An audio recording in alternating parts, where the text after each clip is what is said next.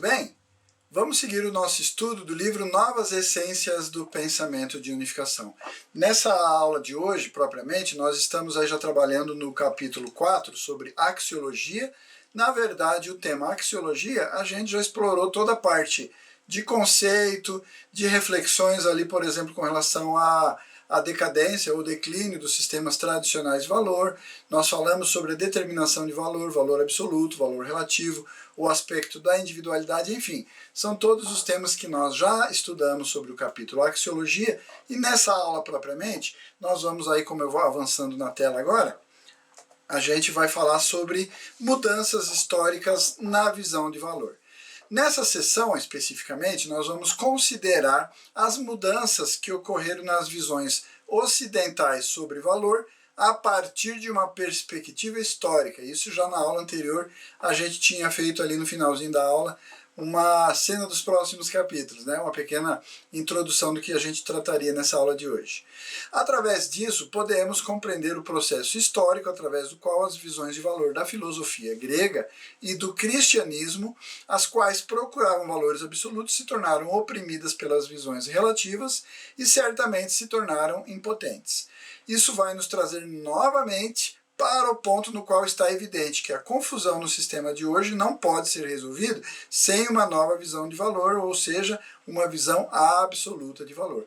A gente já falou sobre isso em outras aulas, e agora nesse estudo aí desse oitavo item, mudanças históricas na visão do valor, a gente vai de uma forma sucinta, ok? A gente não vai aprofundar muito, não temos aqui a pretensão, nem o livro tem essa pretensão, e muito menos eu nessa aulinha facilitadora, de fazer aqui uma defesa de tese ou fazer grandes aprofundamentos filosóficos sobre os diferentes temas que a gente vai estar falando aqui. Mas a ideia é mostrar ali de forma mais abrangente, de uma forma mais superficial, vamos dizer assim, a forma como essa visão do valor ao longo da história evoluiu, qual o caminho que veio seguindo nas diferentes vertentes ali do pensamento humano e quanto isso realmente se distanciou do verdadeiro padrão, né, dessa visão absoluta de valor que a gente está tentando propor, que o pensamento de unificação propõe na sua visão sobre a axiologia. Beleza?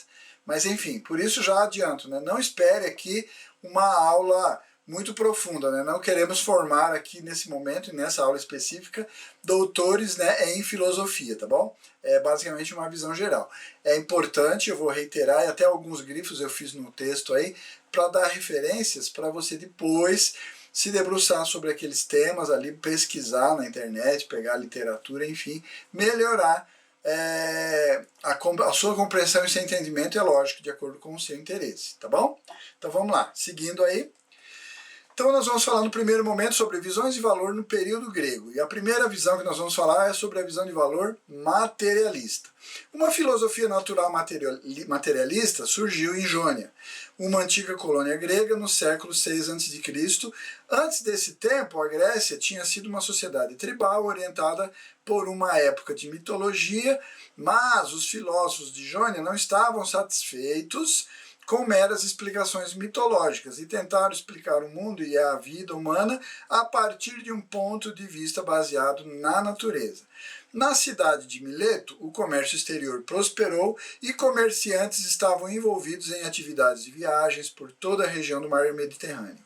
Eles eram realistas e ativos, e nesse ambiente as pessoas gradualmente descartaram suas visões e suas formas de pensamento meramente mitológicas. Na cidade comercial de Mileto, filósofos materialistas apareceram desde o século 6 a.C. Eles eram conhecidos como a Escola de Mileto. Parênteses aqui, o grifo é para você anotar? Anotar sim, a título de, como eu mencionei agora há pouco. Depois você vai lá e pesquisa mais. A gente vai tornar você aqui um doutor sobre a Escola de Mileto? Não é esse o objetivo, tá? Mas o grifo você anota, depois faz aí as suas pesquisas, vê mais aprofundadamente, é claro, né, melhora, né, essa pesquisa aí, os argumentos que o livro traz, para sua própria informação e seu próprio esclarecimento, tá bom? Então o grifo tem esse objetivo aí, tá? Beleza? Então, fechando esse parênteses, vamos lá. Então, cujos representantes são Tales, Anaximandro, Anaximenes e outros. Eles discutiram ideias principalmente com relação à causa raiz de todas as coisas, ou o que eles chamavam de arqué. Tales defendia que o arqué era a água, Anaximandro que era o ilimitado, Anaximenes que era o ar, o Heráclito que era o fogo. Influenciados por essas filosofias materialistas, formas objetivas e racionais do pensamento foram promovidas. Então percebe que o entendimento ali, o arquê, a raiz fundamental de toda a existência, eles foram, apesar de cada um desses personagens indicarem uma raiz diferente, mas você observou ali, todas elas, né, indicadas por eles, são raízes meramente fisiológicas, ou químicas, ou físicas, enfim, né, materiais. Beleza?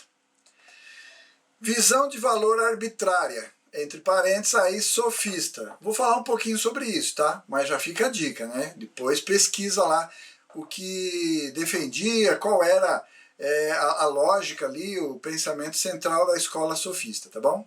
A gente vai aprofundar isso aqui? Claro que não vamos ter tempo hábil para tudo isso, tá bom? Durante o século V a.C., a democracia se desenvolveu na Grécia, centrando em Atenas. Os jovens buscavam adquirir conhecimento para o propósito de sucesso na vida. Para ser bem-sucedido, a arte do discurso persuasivo, ou seja, a retórica, né, um grifo aí para você depois pesquisar e melhorar a sua compreensão, o seu entendimento, a sua definição, sua conceituação sobre o que é retórica, e também fazer o link, o nexo aí com o que vem a ser e como veio a ser usada, como era, na verdade, utilizada a retórica lá na escola sofista, ou entre os chamados filósofos sofistas, tá bom? Então, o discurso persuasivo era especialmente importante. Estudiosos eram pagos para instruir jovens na arte da persuasão. Esses estudiosos vieram a ser chamados de sofistas, como eu já mencionei. Até então, a filosofia grega tinha tratado primariamente com a natureza, entretanto, filósofos se tornaram cientes que os problemas humanos não poderiam ser resolvidos somente através da filosofia natural, ou seja, tomando como referência fenômenos naturais, como a gente mencionou ali da escola de Mileto, né? Beleza? Só para situar você, tá bom? Depois, reitero aqui, pega esses termos, esses conceitos e aprofunda aí o estudo, tá bom? Não deixa perder essas dicas que eu estou dando aí não, tá? Aprofunda sim. Então vamos seguir ali. Até então, a filosofia grega, né, tinha sido tratada primariamente com a natureza. Entretanto, os filósofos tornaram cientes que problemas humanos não poderiam ser resolvidos somente através da filosofia natural. Eles gradualmente voltaram a sua atenção para os problemas da sociedade humana e logo compreenderam que, ao passo que as leis naturais eram fixas e objetivas, as leis e a moralidade e a ética também, né, que não está contido aí, mas faz parte, da sociedade humana eram diferentes de país para país e de época para época, sem nenhuma aparente objetividade e universalidade.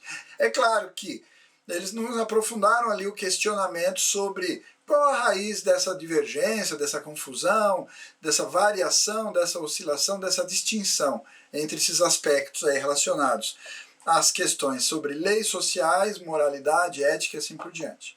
Né? A gente já falou bastante sobre isso. Especificamente, se você lembrar, todo o capítulo 3, quando falamos lá sobre a teoria da natureza humana original, a gente também falou sobre alguns pensadores ali que falaram sobre o ser humano.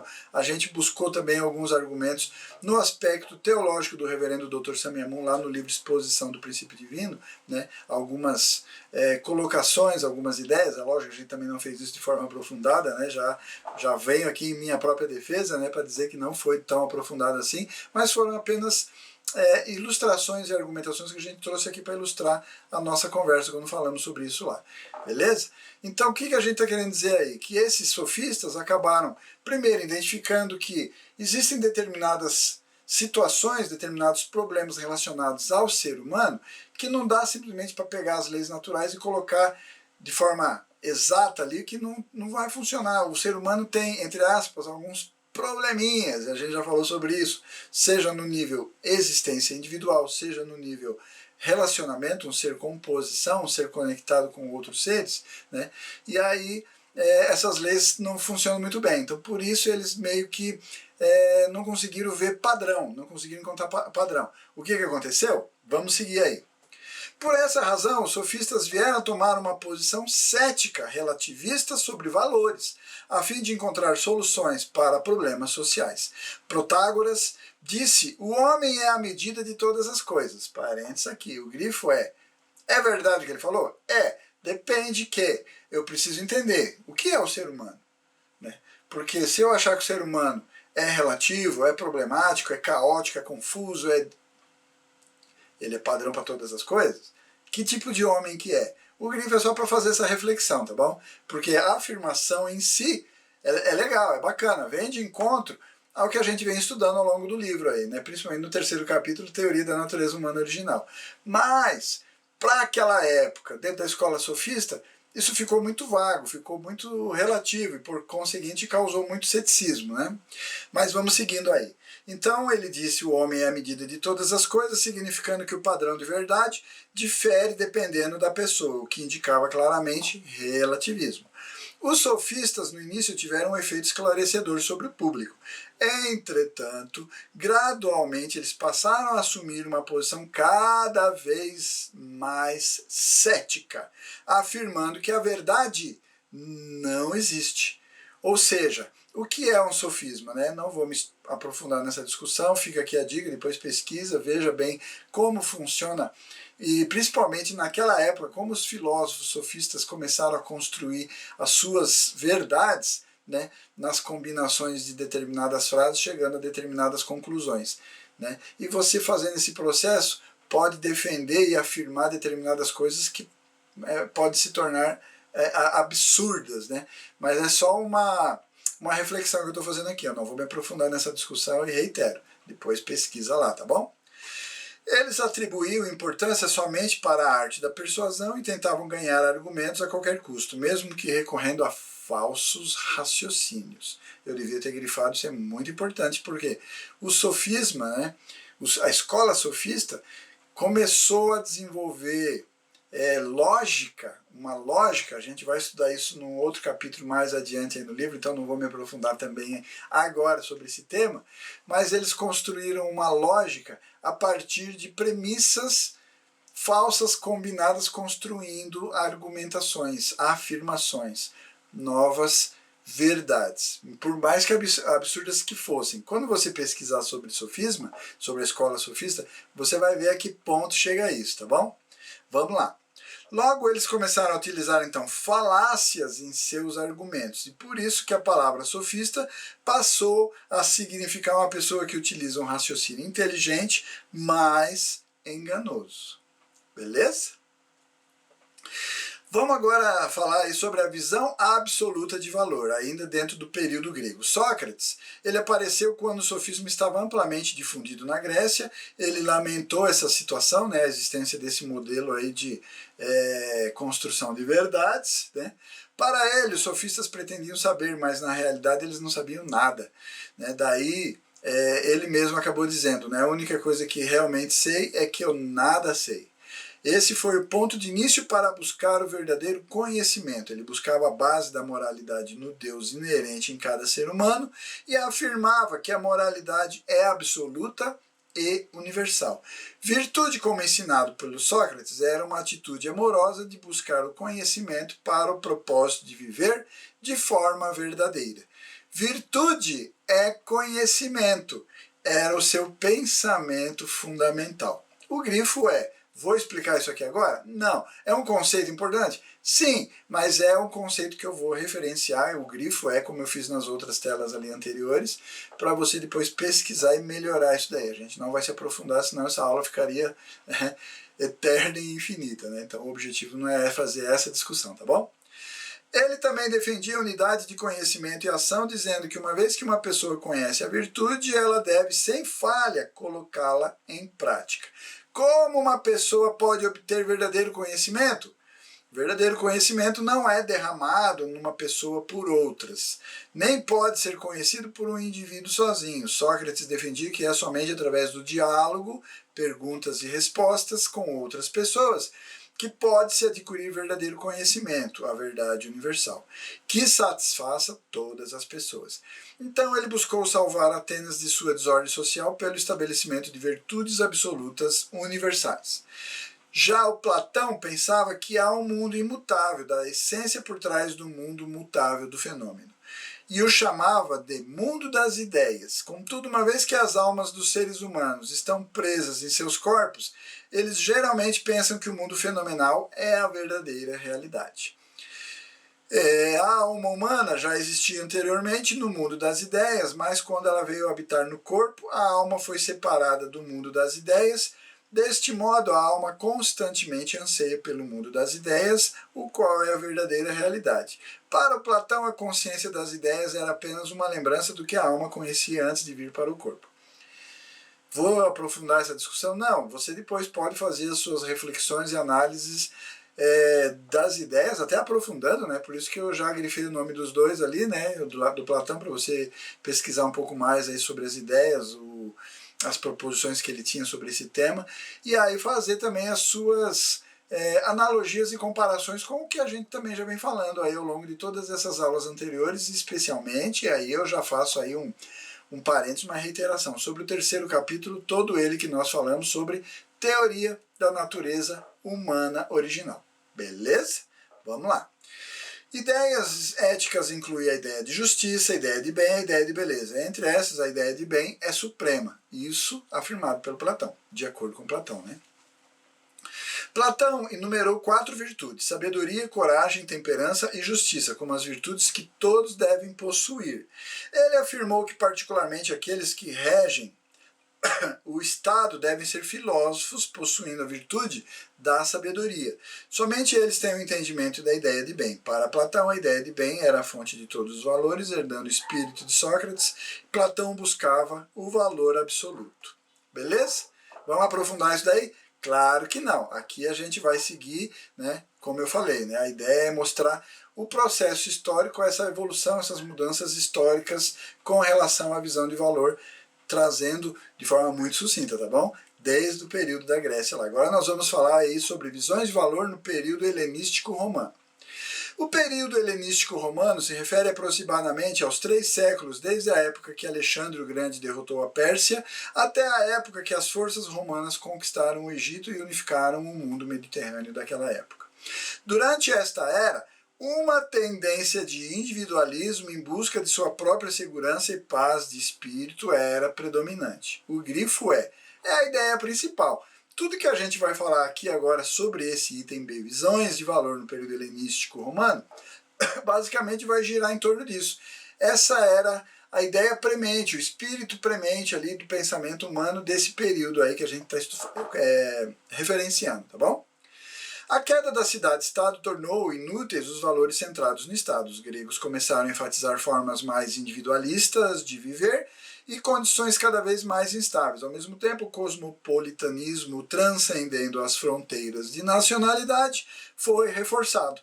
As escolas de pensamento representantes desta era foram a estoica, a epicurista e a cética. O grifo é para te dar um norte, ou seja, para você depois anota e pesquisa, tá? Vai lá e pesquisa, porque nós não vamos aqui tornar você um doutor em todas essas escolas, tá bom? É só título de menção, em que momento e qual a linha dessas que essas escolas defendiam de pensamento relacionado à sua visão de valor, beleza?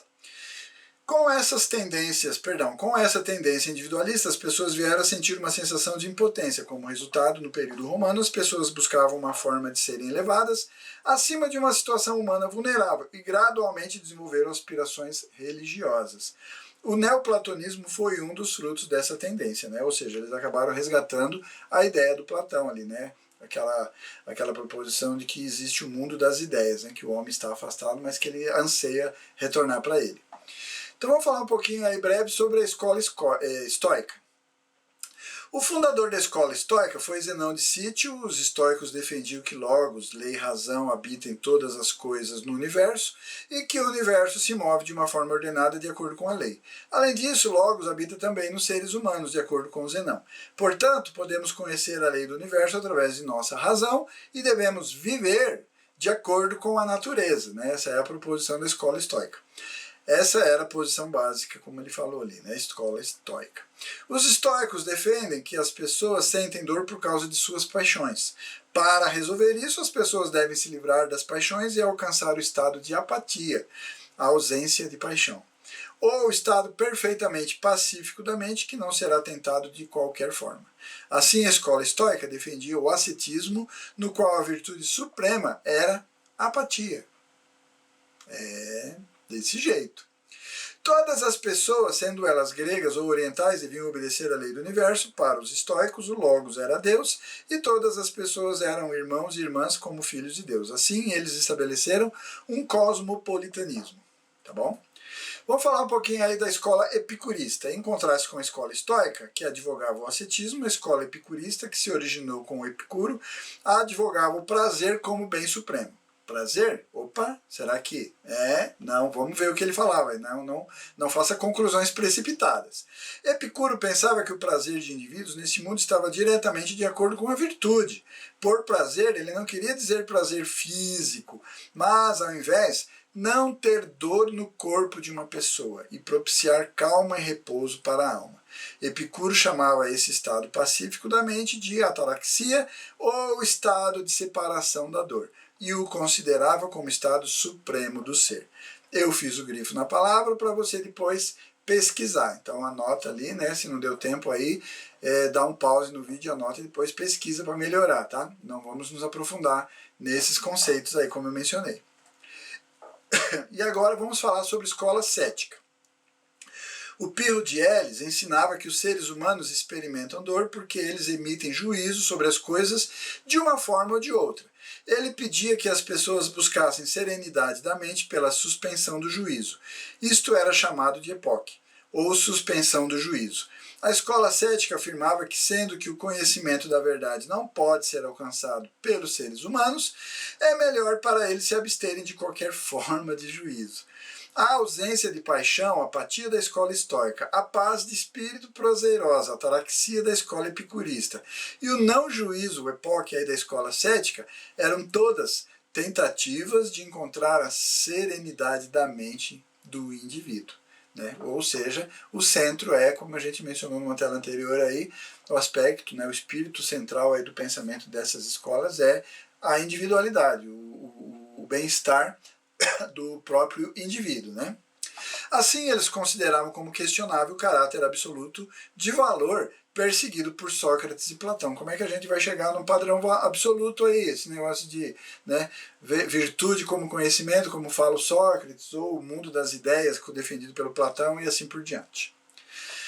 E aí, né, como resultado desse processo, o neoplatonismo. Então a filosofia grega continuou até o período romano, que sucedeu o período helenístico. A culminação filosófica do período helenístico romano foi o neoplatonismo, um ponto de vista filosófico cujo proponente mais eminente foi o Plotino, que advogava uma teoria da emanação, de acordo com a qual todas as coisas fluem a partir de Deus.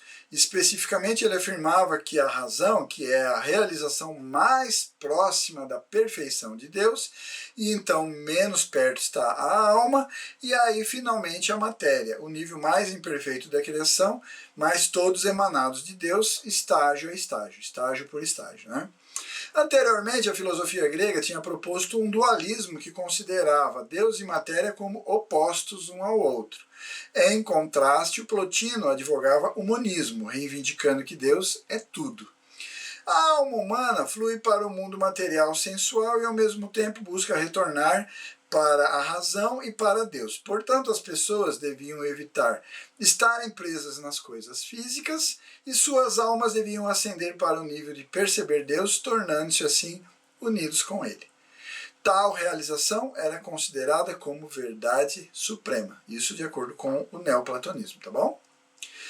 Agora vamos avançar aí, né, sem se aprofundar, como eu mencionei, né, as dicas e os grifos eu fiz aí para depois você pegar e pesquisar. Mas observa como o pensamento vai mudando, né? Uma hora bastante materialista, como a gente falou lá na Grécia, quando falava lá sobre o arqué sendo ali fogo, ar, ilimitado, assim por diante.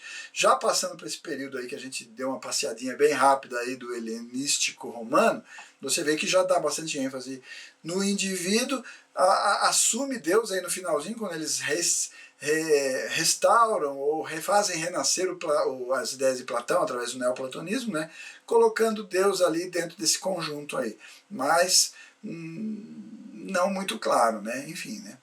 E aí vamos falar agora sobre visões de valor já no período medieval. A gente também vai se aprofundar? Não. Vamos esgotar esse assunto? Não. Vamos tornar você doutor nesse assunto? Não. É só uma passada para você entender e observar a evolução e as mudanças históricas que ocorreram na visão de valor.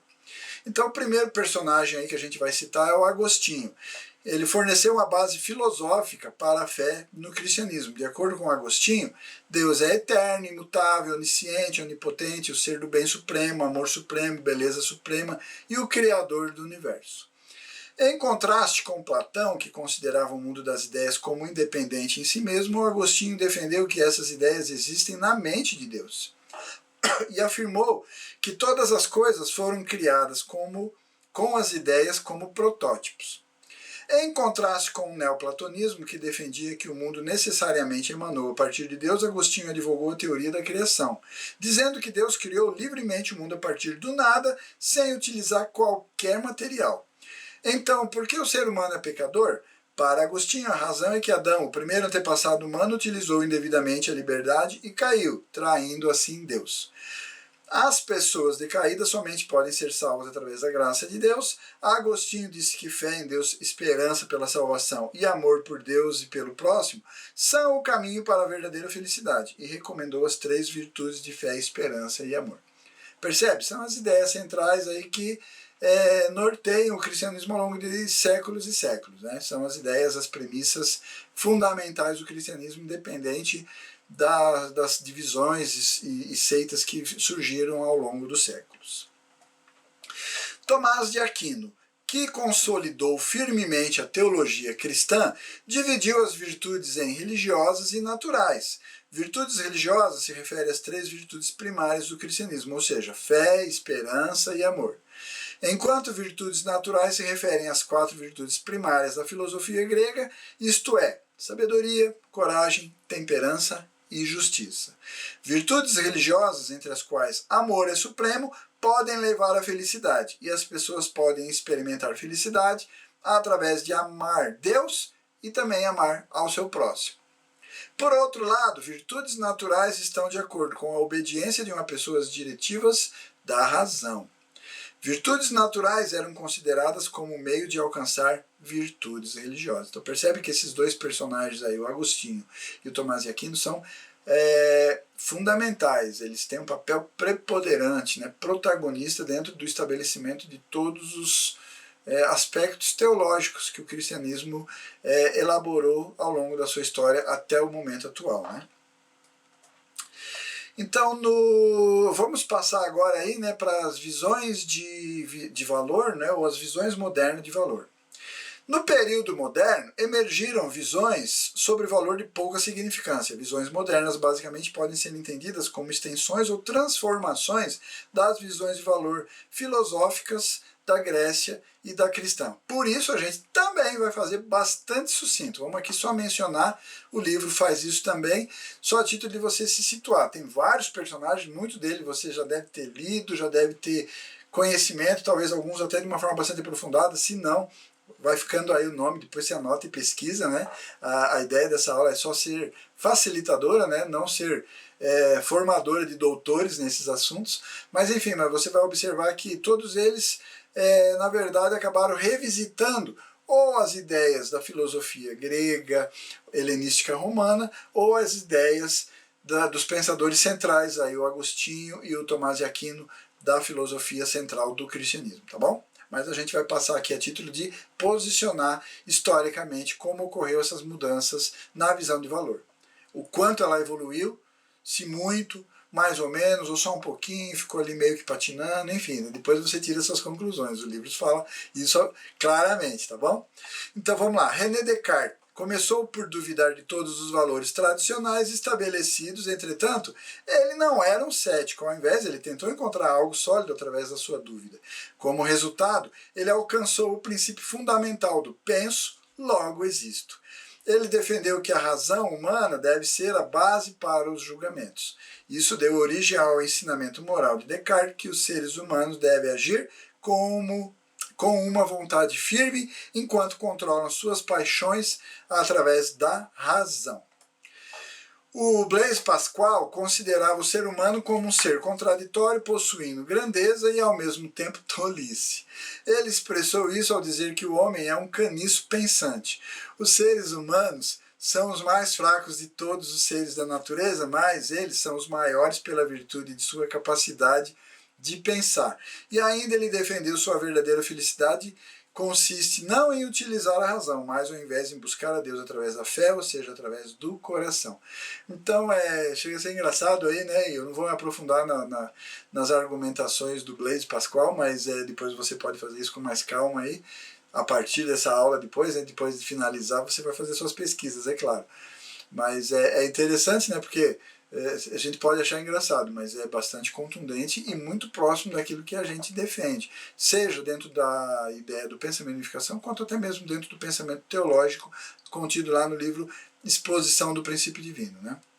Mas seguindo aí, Immanuel Kant discutiu em sua crítica da razão pura, a crítica da razão prática e crítica do julgamento, como verdade, bem e beleza podem ser estabelecidos, e afirmava que devemos buscar esses valores, especialmente com relação ao bem, ou moralidade. Ele afirmava que deveríamos agir de acordo com o imperativo moral incondicional, por exemplo, ser honesto, ou seja, um imperativo categórico que vem da razão prática.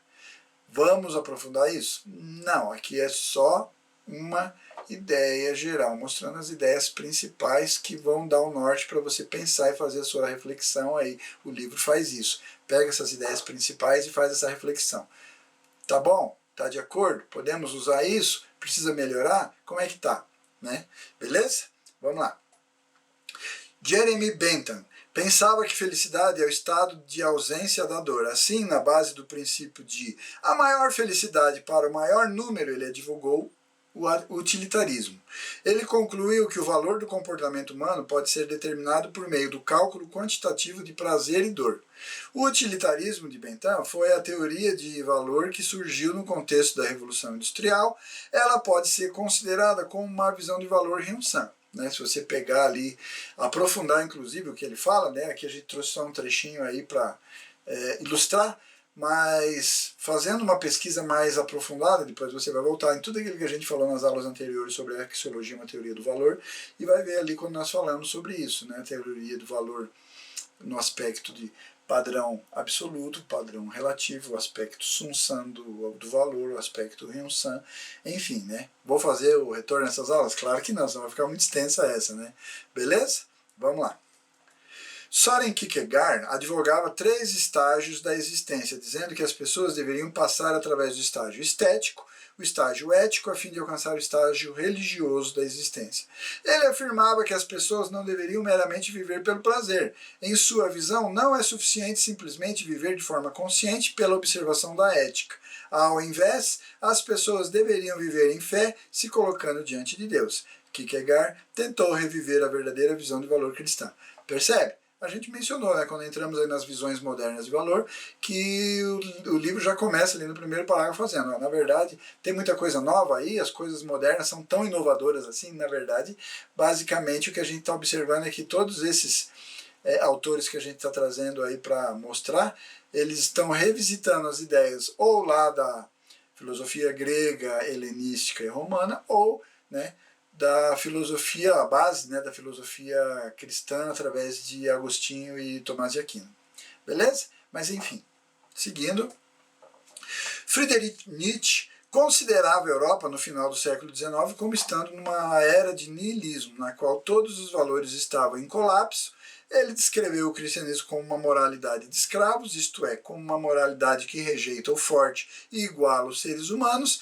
Ele considerava o cristianismo como a maior causa do surgimento do niilismo. Assim, ele apresentou uma nova teoria de valor com a vontade de poder como seu padrão. Viva de forma forte nesse mundo sem Deus. Era a afirmação de Nietzsche, né? A gente já falou, até inclusive usamos o Nietzsche, né, como referência quando falamos ali na teoria da natureza humana original sobre os existencialistas. Né? O Nietzsche foi um dos que a gente abordou. Né? Mas enfim, só a título de referência, não vamos voltar a essa discussão. Né? William Windenburn, da escola neocantiana, tratou com valores como a questão central da filosofia, retomando os valores da verdade, bem e beleza de uma forma unificada, ou seja, revisitou ideias de pensadores anteriores, né, de pensadores do passado. Seguindo Kant, que tinha distinguido questões de fato de questões de direito, Windenburn distinguiu julgamentos de fato de julgamentos de valor e disse que a tarefa da filosofia era tratar com julgamentos de valor. Um julgamento de fato é uma proposição objetiva sobre um fato, enquanto um julgamento de valor é uma proposição na qual uma avaliação subjetiva de um fato é feita. Né? Não vou voltar a essa discussão, mas a gente transitou aí por esse campo quando estivemos discutindo ali dentro da parte, aqui no capítulo de axiologia, sobre determinação de valor. Né? Se você não está lembrado, passou batido nessa aulinha, não viu, a aula está disponível, depois você assiste lá, tá bom? Vamos seguindo aqui. Então, por exemplo, tais proposições como essa flor é vermelha, o homem construiu a casa, são julgamentos de fato. Enquanto proposições como essa flor é bela e a conduta desse homem é boa, são julgamentos de valor. Desde então, fato e valor têm sido tratados como questões bastante distintas, no sentido que julgamentos de fato são tratados na ciência natural, enquanto julgamentos de valor são tratados com a filosofia. Ou deveria ser, né? E deveria ser também, diga-se de passagem, já aproveitando o gancho, né? Feito com profundidade, né? Mas enfim, né? É só um gancho porque eu vou falar mais adiante aí, tá bom? O século XX viu surgir aí a filosofia analítica, que emprega a análise lógica da linguagem como método mais apropriado da filosofia. Com relação à axiologia, a filosofia analítica assumiu a seguinte posição. Primeiro, não se pode conhecer valores exceto pela intuição. E segundo, julgamento de valor não é mais do que uma expressão do sentimento sobre aprovação ou desaprovação moral. E terceiro, a axiologia é significante somente para a análise de linguagem de valor.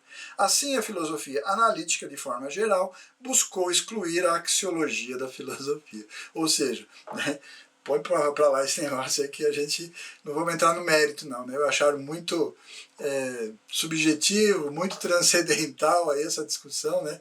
A filosofia analítica, né, com esses 3 pontos que a gente mencionou aí, acabou tirando o corpo fora, né, dessa discussão. Aí. Mas enfim, é só uma reflexão minha aqui, tá bom?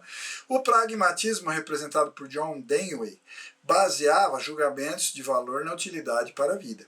Tais conceitos de valor como verdade, bem e beleza eram considerados como meios ou ferramentas para utilizar as coisas de forma eficiente. A partir desse ponto de vista, o que é percebido como valioso difere de pessoa para pessoa.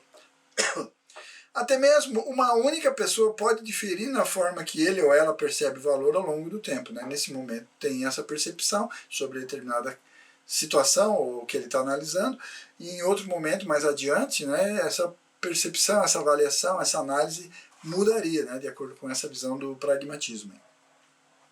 Então, o ponto de vista de Dewey era um pluralismo relativo na medida em que o valor era considerado. Por fim, vamos mencionar aí a visão do valor, a visão de valor comunista. Essa visão de valor foi definida por Tugarinov como segue. Valor é um fenômeno da natureza ou sociedade que é útil e necessário para aquelas pessoas que pertencem a uma sociedade ou classe específica na história, como algo real, como um propósito ou um ideal. Parênteses aqui. Percebeu aí onde que está o pulo do gato nessa frase? Né? Ele fixou essa avaliação a um determinado momento, a um determinado grupo, ou seja, ele não deu característica absoluta, já ficou ali subentendido relativismo, não ficou? Concorda? Vamos ler de novo ali, ó. Valor é um fenômeno da natureza ou sociedade que é útil e necessário. Opa, show de bola! Para aquelas pessoas que pertencem a uma sociedade ou classe específica na história, como algo real, como um propósito ou um ideal.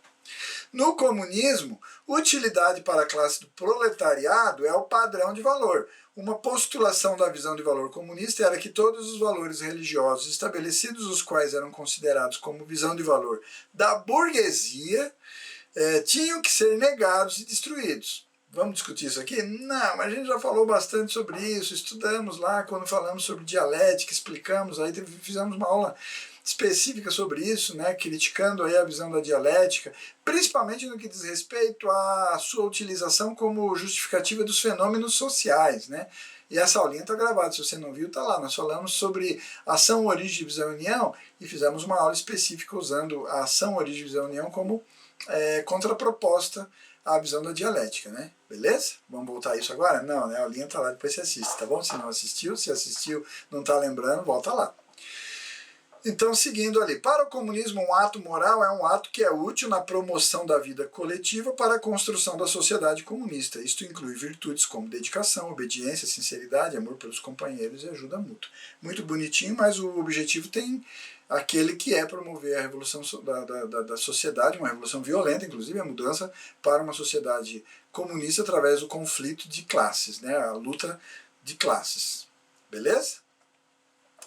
E aí, quase finalizando aí essa explanaçãozinha dessa aula facilitadora, nós vamos falar agora sobre necessidade de uma nova visão de valor. Ficou claro para você, diante de tudo isso que a gente falou? É lógico, muita informação, a gente aprofundou? Não, é só uma viagem bem rapidinha aí, né, ao longo dessas mudanças históricas da visão de valor, mas basicamente deve ter ficado claro para você que todas as visões de valor ao longo da história, elas foram muito superficiais. A gente já apontou, inclusive, numa aula anterior, quando discutimos sobre a deficiência, né, o declínio, a fragilidade das visões tradicionais de valor diante de todos os problemas, principalmente do avanço das ideias materialistas e, atualmente, do pensamento comunista, né, da visão dialética aí da sociedade. Então, como visto acima, muitas visões diferentes sobre valor apareceram por toda a história. De fato, a história pode ser vista como uma contínua sucessão de tentativas fracassadas de estabelecer valores absolutos. Na Grécia Antiga, Sócrates e Platão tentaram estabelecer valores absolutos, perseguindo o verdadeiro conhecimento. Entretanto, com o colapso da sociedade da cidade-estado grega, as visões de valor da filosofia grega também entraram em colapso. A seguir, o cristianismo também tentou estabelecer valores absolutos, centrando no amor ágape de Deus. E a gente já mencionou ali, de forma bastante sucinta, o Agostinho e o Tomás de Aquino, né? As ideias, os pensamentos centrais desses dois precursores da filosofia cristã. A visão cristã de valor regeu a sociedade medieval, mas com o colapso da sociedade medieval, principalmente com a queda da monarquia, ela gradualmente perdeu o seu poder. No período moderno, Descartes e Kant estabeleceram visões de valor centradas na razão, como na filosofia grega, contudo seu entendimento sobre Deus, que é a base para as visões de valor, era ambíguo, superficial, bastante insípido, né, vamos dizer assim, né? Então, como resultado, suas visões de valor estavam aquém de se tornar absolutas. Pascal e Kierkegaard tentaram também reviver os valores cristãos, eu mencionei isso, fazendo, né, aquela referência quando a gente estava falando desses dois personagens, o fato de que eles estavam revisitando as ideias dos precursores, né, dessas ideias dentro da filosofia cristã, mas também estiveram aquém de estabelecer um firme sistema de valor. A escola neocantiana tratava o valor como uma das principais questões em filosofia, mas eles separaram completamente a filosofia, que trata com valores, da ciência natural, que trata com fatos. Como resultado, atualmente muitos problemas passaram a existir e como os cientistas continuaram a analisar fatos em completa desconsideração dos valores, eles criaram armas de destruição em massa, fizeram a destruição do meio ambiente natural, a poluição e assim por diante. Por quê? Porque tornaram assuntos separados, estanques, herméticos, não cambiáveis ali, né, não integrados, não se permite integração e discussão entre eles, e aí o que a gente faz? A ciência evoluiu, né, a parte das leis naturais a gente conseguiu ter um avanço muito grande, mas o aspecto dos valores e essa discussão aí por parte da filosofia ficou relegado aí a um segundo plano, né, como a gente brincou aí num outro momento aí dessa aulinha de hoje, tirou o corpo fora, né, não quero me aprofundar nessa discussão, não estou entendendo nada, então é melhor me fingir de morto aqui, né, mas enfim, tirando as brincadeiras de lado, basicamente a gente percebe aí essa separação, né, essa divisão de águas que ocorre dentro da filosofia com relação a fatos e valores, né? Beleza? Então, o utilitarismo e o pragmatismo são visões de valor materialista que tornam os valores completamente relativos. A filosofia analítica é uma filosofia sem valores. A filosofia do Nietzsche e o comunismo podem ser descritos como filosofia anti-valores, se opondo às visões tradicionais de valores. Especificamente, elas chegam a negar Deus, né? E visões tradicionais de valor baseadas na filosofia grega e no cristianismo não são mais consideradas efetivas atualmente. Então as visões tradicionais de valor se tornaram fracas, e a gente já falou, fizemos uma aula sobre isso, né? E separadas das ciências naturais. Atualmente essas visões foram quase que completamente eliminadas, até mesmo da área da filosofia. Já mencionei isso aí, acabei de mencionar novamente, né? Como resultado, a sociedade atual está em extrema confusão. O aparecimento de uma nova visão de valor que possa estabelecer valores absolutos, revitalizando os valores tradicionais, é seriamente necessário. Esta nova visão de valor deve ser capaz de superar o materialismo e orientar a ciência com sua visão correta de valor. Este é o caso porque valor e fato estão no relacionamento de Sun San e Hyun San. E a gente já falou sobre isso nas aulas anteriores, né, quando discutimos aí todas essas questões aí à luz do pensamento de unificação, usando também todos os aspectos que a gente já falou aí.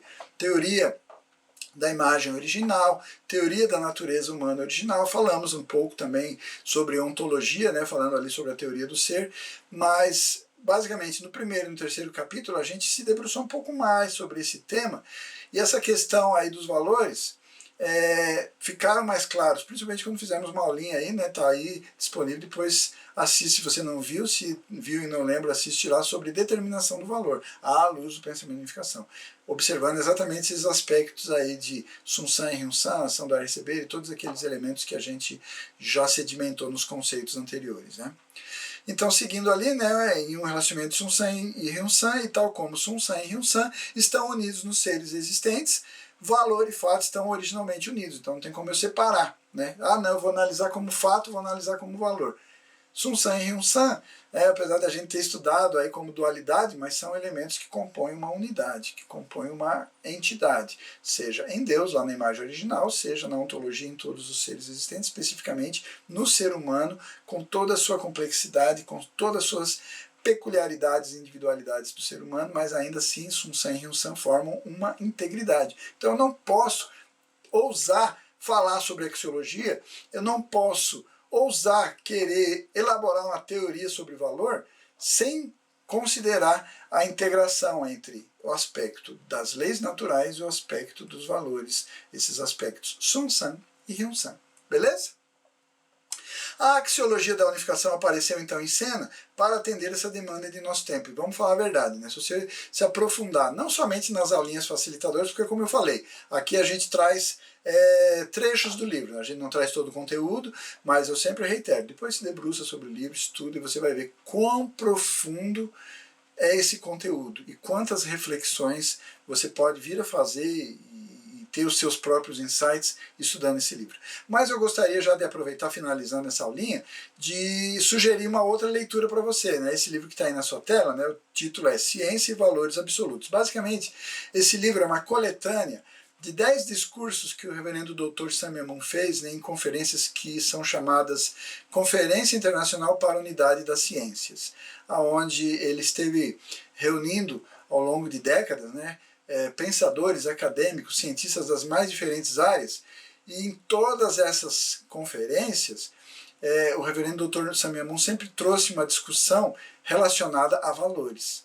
Então tá aí esse livro, eu gostaria de sugerir, né, fica a dica, né, uma leitura fundamental para você melhorar e entender a que ponto chega a discussão do pensamento de unificação. A gente não fez todo o aprofundamento, mas a minha sugestão é leia esse livro porque todos os 10 discursos de abertura que o reverendo Dr. Samya Moon fez nessas conferências que compõem esse livro, ele fala e inclusive faz parte dos títulos desses discursos, em todos eles estão relacionados valores, ou seja, ele está incitando, instigando esses cientistas, esses acadêmicos das mais diferentes áreas a debruçarem o seu conhecimento nas suas áreas específicas, tentando juntar o desenvolvimento da ciência acompanhando ao longo, em conjunto, com a discussão e aprofundamento do tema valores. Mas isso é uma sugestão. Eu vou aprofundar isso aqui? Claro que não, né? Espero que você leia o livro e aprecie essa leitura como eu apreciei, e é por isso que, por ter apreciado, estou aqui referenciando e sugerindo a leitura. Beleza? Então vamos lá. E aí, já fazendo cena para os próximos capítulos, estamos encerrando então esse capítulo aí sobre a axiologia, né, uma teoria do valor, e já vamos firmar o nosso compromisso, né? Seguindo o nosso estudo, nós vamos entrar agora no próximo capítulo aí do livro com o título Teoria da Educação. O primeiro item que a gente vai falar, está aí na sua tela também, né? Fundamento do princípio divino para a teoria da educação. Fundamental esse conteúdo, essencial, e a gente vai dedicar, como a gente está fazendo aqui, né? Aulas facilitadoras para permitir que você também se torne familiarizado com as terminologias. Tá bom? Beleza? Espero que você tenha gostado dessas aulas, principalmente desse capítulo, né, que nós estamos encerrando aqui agora. Se gostou, eu peço aí, deixa a sua curtida no vídeo aí, né, dá o seu joinha ali, e compartilha, comenta, é claro, né, e aí a gente segue o nosso estudo, tá bom? Joinha? Beleza, então. Então fica feito aí nosso compromisso, nos vemos na sequência. Muito obrigado mais uma vez e até lá. Até mais. Tchau, tchau.